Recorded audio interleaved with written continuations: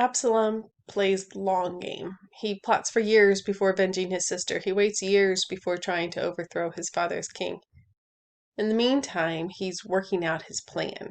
His ingratiating actions slowly win him the favor of many in Israel. He wasn't hidden when he was doing this. He was sitting at the city gate, a very public place. How was it allowed to go on for years?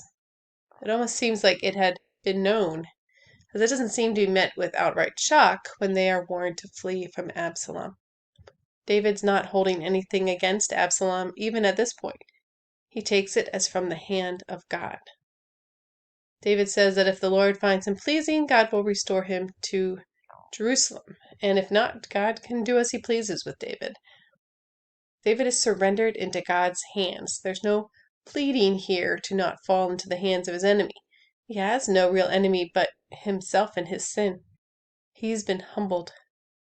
This is the right attitude towards suffering.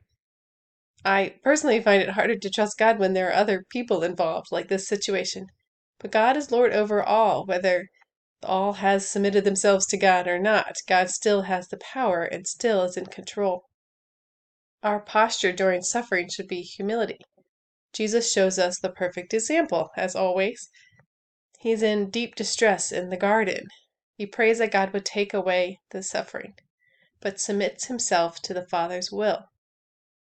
Paul prays for his suffering to be taken away when he asks for his thorn in the flesh to be removed, but like Jesus, he submits himself to the Father's will. Andrew Murray lists these 4 things as our response to suffering. They're something like this.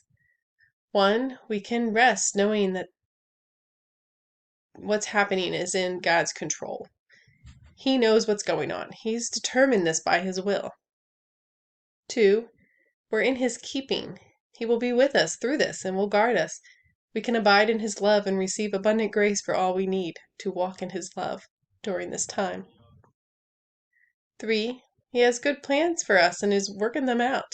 He's training us in righteousness. Trials are a blessing.